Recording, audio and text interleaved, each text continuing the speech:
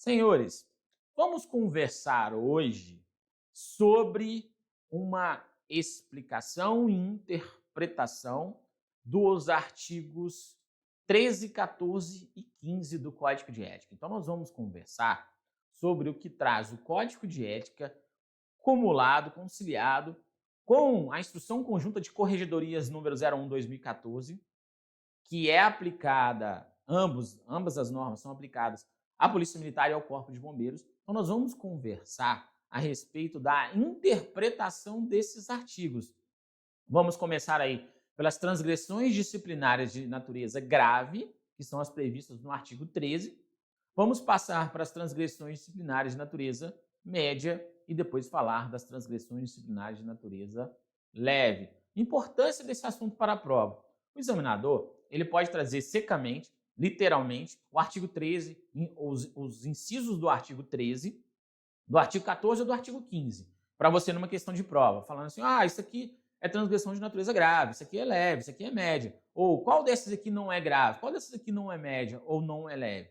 Ou então, ele pode trazer também qual é a interpretação daquele artigo diante do caso concreto, e ele traz um exercício. E se você não souber, você pode errar a questão. Então, nós vamos conversar de forma bem objetiva sobre esses incisos dos artigos 13, 14 e 15. Nós temos aí 46 incisos que trazem transgressões disciplinares, somando aí essas graves, médias e leves.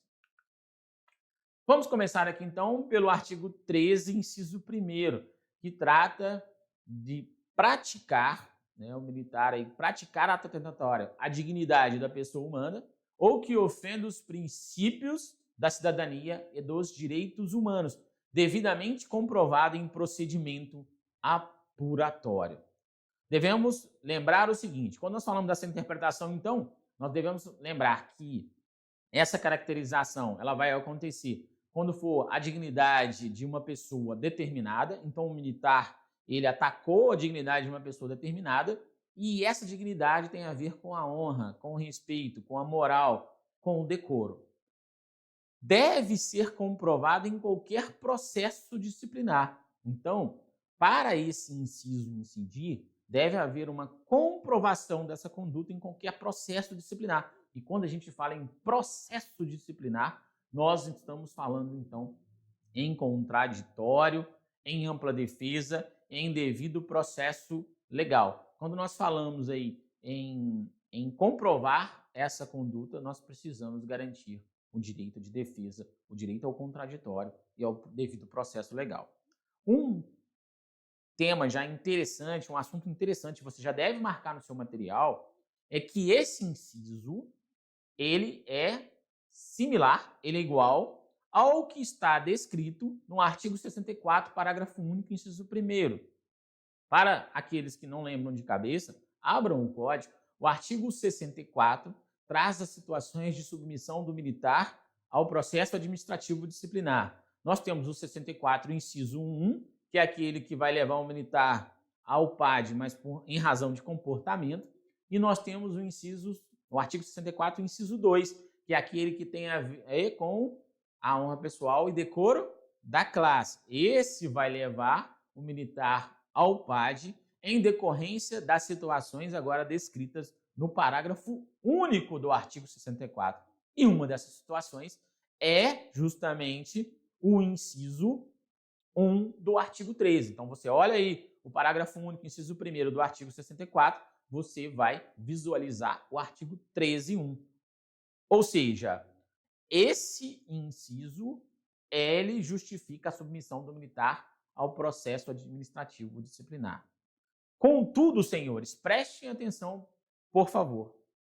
Não quer dizer que, visualizado a conduta, por exemplo, o artigo 13, inciso 1º, que é caso, se a autoridade entender de submissão ao militar ao processo administrativo disciplinar, não quer dizer que, obrigatoriamente, todos os militares que incidirem no artigo 13, inciso 1º, serão submetidos ao processo administrativo disciplinar, porque isso vai ser um critério observado pela autoridade competente as autoridades do artigo 45, algumas delas com competência para a instauração do processo administrativo disciplinar, elas que vão verificar se é necessário que o militar seja submetido à PAD. E a autoridade vai fazer a seguinte valoração: essa conduta praticada pelo militar, ela é uma conduta que deve ocasionar ou que pode gerar uma demissão. Se a resposta for positiva, ela provavelmente vai instaurar o processo administrativo disciplinar contra o militar com base aí nessa conduta descrita no artigo 13, inciso 1º, que é a mesma do 64, parágrafo único, inciso 1º. Se ela entender que não, ela vai instaurar um outro processo, seja uma sindicância, seja o próprio processo de comunicação disciplinar, vai apurar essa falta e vai sancionar o militar de acordo com outras sanções daquelas que estão previstas no artigo 24 do Código de Ética. Tudo bem? Vamos lá. Inciso 2. Concorrer para o desprestígio da respectiva instituição militar estadual por meio da prática de crime doloso. Risca, crime doloso devidamente comprovado em procedimento apuratório. Risca novamente, crime doloso que foi devidamente comprovado em procedimento apuratório, que por sua natureza, amplitude e repercussão afete gravemente a credibilidade e a imagem dos militares. E aí nós devemos lembrar também que, nesse caso, a interpretação do inciso 2 é que precisa haver uma condenação com trânsito em julgado por crime doloso. Precisa haver, então, uma condenação da qual já não caiba mais recurso para incidir a conduta do artigo 13, inciso 2º. Informações importantes, para a gente não ficar perdido. Informações importantes.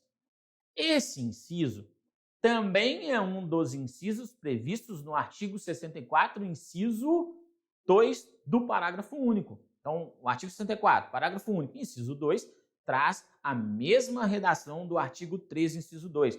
Conclusão: esse inciso também é causa de submissão do militar ao processo administrativo disciplinar. O que aconteceu, senhores? Em 2017, surgiu, então, a lei que trouxe para a gente as situações que são as situações que vão justificar a submissão do militar ao processo administrativo disciplinar com base no artigo 64, inciso 2. Por quê?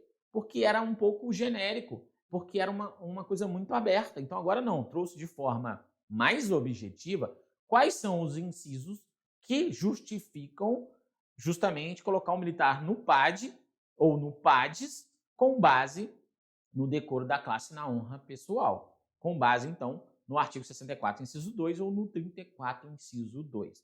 Então, informação importante, o artigo 13, inciso 2, que é o mesmo do artigo 64, parágrafo único, inciso 2, é caso de submissão do militar ao processo administrativo disciplinar ou, no caso do artigo 34, inciso 2, ao PADES. Outra informação importante, risca no material dos senhores, pode ser aplicado ao militar da reserva remunerada. O artigo 92 do Código de Ética fala que o militar da reserva remunerada está sujeito a alguns incisos do Código de Ética. E dentro desses incisos nós temos, então, o inciso 2, o inciso 3 e o inciso 6. Isso é o que está expressamente previsto. Então, o inciso 2, vocês, os senhores, já estão vendo que é caso de submissão ao processo administrativo disciplinar, conforme 64, e também, nessa situação, é aplicável ao militar da reserva remunerada. Quando a gente fala no militar da reserva remunerada, quando a gente fala na interpretação do mapa, esses incisos 2, 3 e o 6, depois tem uma observação para a gente ser feita, o inciso 2 e 3 vai ser aplicado nele quando ele for submetido à PAD para perder ou o posto ou a graduação. Porque, na prática, o que vai incidir no militar da reserva vai ser essa perda do posto ou da graduação. Porque perder ponto para ele, se ele estiver na reserva, não vai fazer diferença nenhuma, ou seja, ficaria sem ineficácia o código. Inciso 3. Dá um asterisco aí no inciso 3, porque nós temos uma pequena diferença de redação do inciso 3 aqui do artigo 13, inciso 3, lá para o 64, parágrafo único, inciso 3. Nós vamos falar delas. Faltar publicamente com decoro pessoal, dando causa a grave escândalo que comprometa a honra pessoal e o decoro da classe. Então, nós temos aqui, faltar publicamente. Primeira coisa, não precisa ter ocorrido em local público. Quando a gente fala, ler o inciso, faltar publicamente, falar, tem que ser no local público. Não, senhores. Questão de prova. Não precisa ser em local público. Mas precisa ser algo marcadamente negativo, aquilo que gerou, né, uma repercussão, uma coisa muito negativa para a instituição, para o militar envolvido. A repercussão não carece de ser divulgada pela mídia. Marca aí na sua prova também, no seu material. E se configura mesmo que ocorra apenas em meio ao público interno. Então, mesmo que apenas o público interno, por exemplo, da instituição bombeiro, da instituição policial, tomou conhecimento, mesmo que não foi divulgado pela mídia, mesmo que não foi em local público, configura já o artigo 13, inciso 3.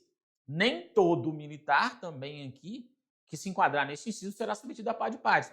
Na verdade, em relação a todos os incisos, né, a todos os incisos que submetem o militar a PAD ou a PADs, não quer dizer que esse enquadramento simplesmente no artigo 3, inciso 3, vai diretamente jogar o militar no PAD ou no PADs. O que nós estamos falando é que esses incisos justificam a submissão dele a PAD porque está previsto no artigo 64, parágrafo único, nesses mesmos incisos. Então aqui nós temos mais um inciso que justifica a submissão do militar ao processo administrativo disciplinar ou ao processo administrativo disciplinar sumário, porque esse artigo 13, inciso 3, tem redação idêntica ao artigo 64, parágrafo único, inciso 3. Detalhe, lá, o único inciso que alterou a redação, né, o único inciso que alterou a redação aqui, nesse caso, por exemplo, igual aqui do artigo 13, inciso 3, foi esse aí do 64, parágrafo único, inciso 3, porque ele acrescentou o termo fardado de folga ou em serviço. Então, quando você lê lá a redação no artigo 64, parágrafo inciso 2, você vai ler faltar publicamente, aí vai ver lá, fardado de folga ou em serviço com o decoro pessoal, dando causa a grave escândalo. Então, ele acrescentou na redação literal do artigo 3, inciso 3, mas lá no artigo 64, parágrafo único, inciso 3, ele acrescentou fardado de folga ou em serviço. E aí, como que ficou essa interpretação? Ficou para a administração. Vamos pensar. Será que agora o legislador está exigindo que para o militar ser submetido a PAD com base nesse artigo 13, inciso 3, ou com base no 64, parágrafo único, inciso 3, ele precisa estar fardado? É exigência que ele esteja fardado? De folga ou em serviço? Vamos pensar, então, de folga em serviço, então se o militar estiver de férias ou dispensado, ele também não pode ser submetido, então, ao PAD? Ora, na própria doutrina, nós temos aí o senhor tenente-coronel Maurício, né, que tem a excelente obra lá, Comentários ao Código de Ética, ele nos traz como experiência que não seria razoável esse raciocínio, porque vamos pensar, e o militar que trabalha na seção de inteligência, então ele nunca cometeria essa transgressão disciplinar, nunca estaria sujeito a essa transgressão disciplinar. Então, o militar que trabalha fardado, ele vai assumir todo esse risco do cometimento dessa transgressão. Então, nós estamos diferenciando, se essa foi a interpretação do legislador, nós estaríamos diferenciando os militares sujeitos ao Código de Ética. Então, o senhor tenente-coronel Maurício entende que não, que na verdade essa conduta pode ser fardado, desfolga ou em serviço. E o de folga ou em serviço, então não precisa ser fardado. Esse de folga ou em serviço também, então o de folga pode ser de férias, pode ser de licença, pode ser o que for. Então a interpretação dele é um pouco mais ampla nesse sentido em relação aí a essa possibilidade de submissão do militar ao PAD, né? E a interpretação dessa conduta. Porque se o legislador, na prática, entender que não, o militar, para cometer esse inciso, tem que estar fardado. Então, a administração é que vai manifestar diante dessa interpretação, diante do caso concreto. Então, eu expus a opinião. A minha opinião é a mesma do tenente, né, do seu tenente-coronel Maurício, é a mesma opinião. Então, na verdade, a norma acrescentou aí o fardado de folga ou em serviço, mas, na verdade, ela não quis tirar ninguém. Ela apenas está descrevendo que pode ser fardado, pode ser de folga ou em serviço, e esse de folga ou em serviço não precisa ser fardado. E esse de folga ou em serviço pode ser de férias, pode ser licenciado, etc. Mais uma informação importante, quando você olha para o artigo 92, olha aí no Código de Ética, nós temos que o militar da reserva remunerada comete o artigo 92, inciso 2, inciso 3 e inciso 6. Inciso 3, o militar da reserva remunerada também, ele vai incidir. E aí nós temos aí, pode ser aplicado ao militar da reserva remunerada? Então nós temos também que sim, quando acumulado aí com o artigo 64, lá do seu parágrafo único, inciso 3, o militar também da reserva remunerada, ele pode estar sujeito para perder o posto ou graduação. Até porque também, se fosse considerada aquela situação do fardado, ele também já não poderia mais ser aplicado a ele. Então, é um artigo que é um artigo inciso, né? O artigo 13, inciso 3, precisa de muita atenção na hora da prova. Inciso 4, exercer coação ou assediar pessoas com as quais mantém relações funcionais. Aqui nós devemos lembrar que pode ser uma coação física ou moral, o constrangimento pode ser apenas, né? Então ele pode ser um constrangimento que não tenha violência e pode ser um constrangimento que tenha violência. Pode ser relacionado a superiores, a pares ou até mesmo subordinados. Devemos lembrar também que pode ser um assédio sexual ou um assédio moral. Pode ser contra militar ou pode ser, inclusive, um servidor civil que atua junto com o militar perante a administração. Artigo 64, parágrafo único, inciso 4. Ou seja, esse inciso, o artigo 13, inciso 4, também está lá no artigo 64, parágrafo único, inciso 4, e é também uma situação que justifica a submissão do militar ao processo administrativo disciplinar ou ao processo administrativo disciplinar sumário. Inciso 5. Ofender ou dispensar tratamento desrespeitoso, vexatório ou humilhante a qualquer pessoa. É uma conduta que vai atentar contra a honra de qualquer pessoa, mesmo que não haja um vínculo funcional. Então, mesmo que não haja qualquer vínculo funcional com a pessoa, se houve essa ofensa ou dispensou o tratamento desrespeitoso, vexatório ou humilhante, pode sim configurar o artigo 13, inciso 5.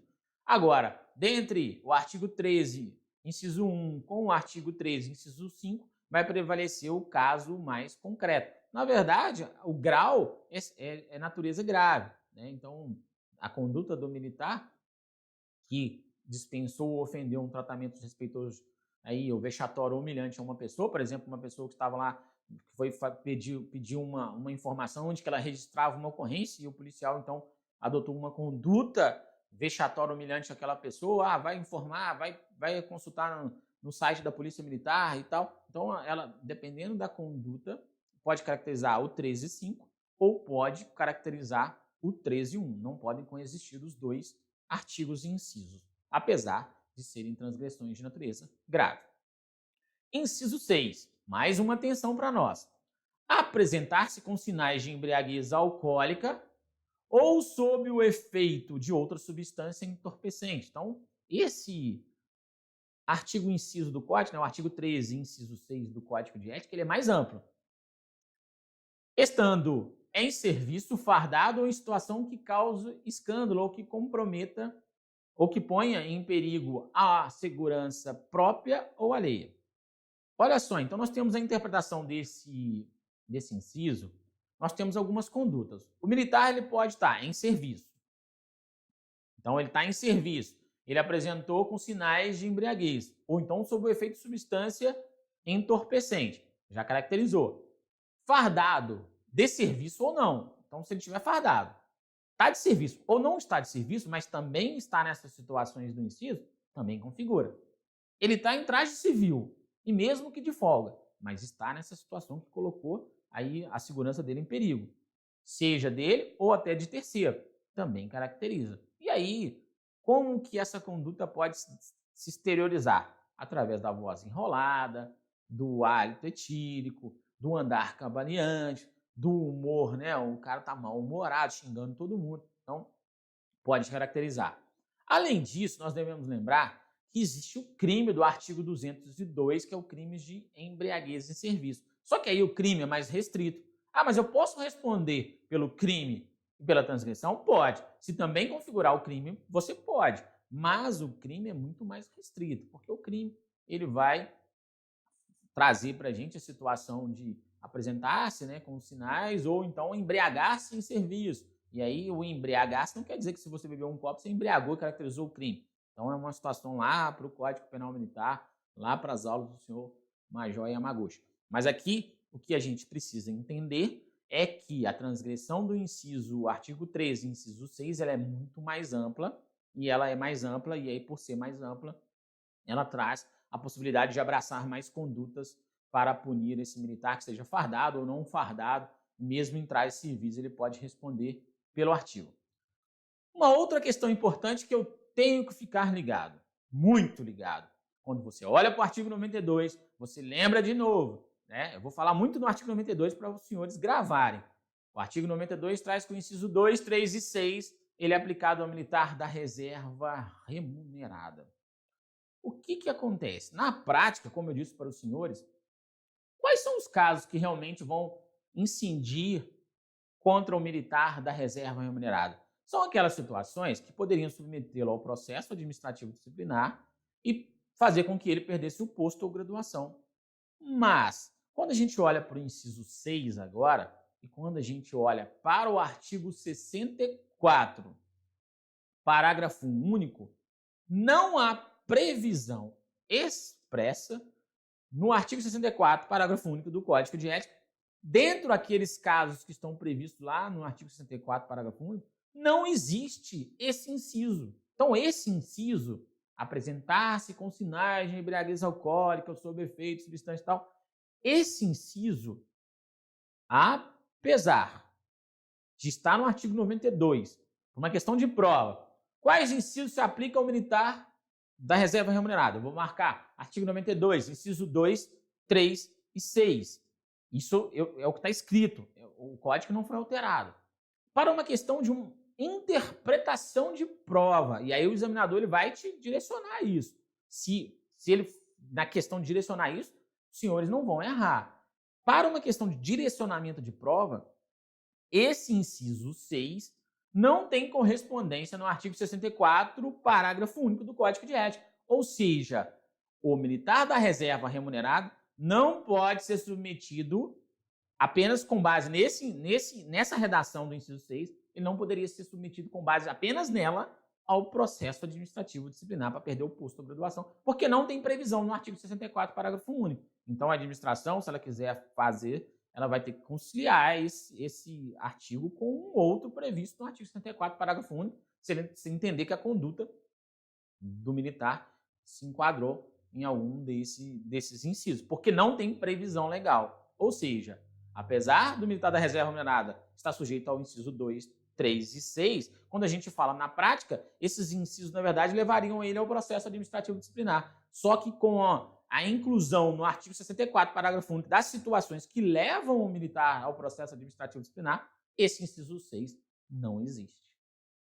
Compreendido, senhores? Se não compreenderam, pode mandar depois as dúvidas que a gente conversa a respeito. Então, eu estou falando, ampliando um pouco esse conhecimento, porque quando nós falamos numa questão de concurso interno, o examinador, algumas vezes, está adotando não só o texto literal, ele está adotando interpretação.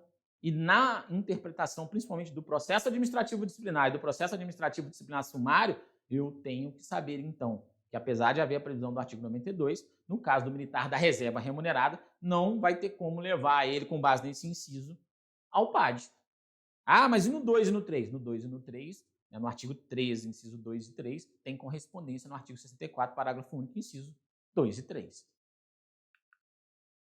Para a gente treinar aqui um pouquinho, nós temos uma questão de exercício que traz para nós. Questão do EAP, né? Questão 19 do EAP de 1º Sargento 2019. Um cabo PM da reserva remunerada, saudoso de sua vida na caserna, orientava seu filho, soldado 2ª classe, quanto à necessidade de se observar os princípios elencados no Código de Ética. Ao ouvir o filho, que na atual condição de militar da reserva, seu pai não poderia ser alcançado pelas transgressões previstas no Código de Ética, o cabo o orientou dizendo que os militares da reserva remunerada se sujeitam, sim, a determinadas transgressões disciplinares. Nesse sentido, nos termos do Código de Ética, marque a alternativa cuja transgressão disciplinar não se aplica ao militar da reserva. Então eu tenho que pensar aqui agora, opa, eu tenho que pensar no meu artigo 92. Eu tenho que pensar no artigo 92 para fazer a questão de prova. Por isso que o artigo 92 é importante e que a gente repetiu várias vezes. Letra A. Concorrer para o desprestígio da respectiva instituição militar estadual por meio da prática de crime doloso, devidamente comprovado em procedimento apuratório, que por sua natureza, amplitude e repercussão, afete gravemente a credibilidade e a imagem dos militares. Letra B. Faltar publicamente com o decoro pessoal, dando causa a grave escândalo que comprometa a honra pessoal e o decoro da classe. Letra C. Fazer uso do posto ou da graduação para obter ou permitir que terceiros obtenham vantagem pecuniária indevida. Letra D.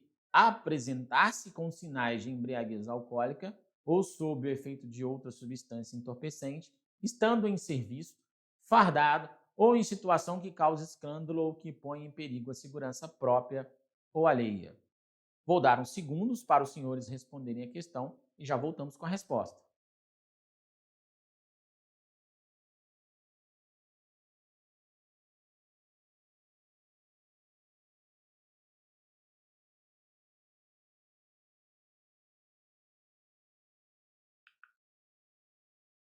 Vamos à resposta da questão.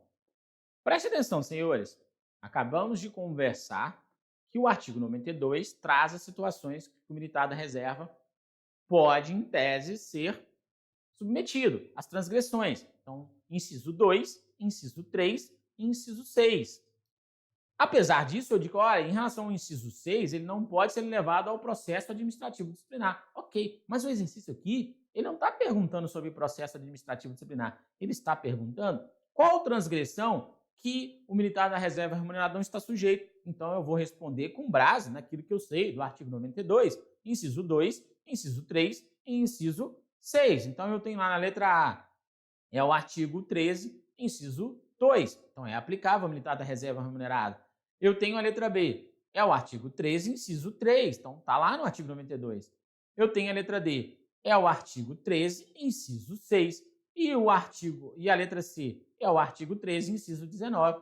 Esse artigo eu não tenho lá no artigo 92 como não tem autorização, não tem lá legal para ser aplicado ao militar da reserva remunerada. Por isso, é a questão a ser marcada. Então, vejam que o examinador ele constrói um raciocínio aí na questão para confundir um pouco o candidato, ou mesmo para esclarecer o candidato. Por isso que o enunciado da questão é muito importante.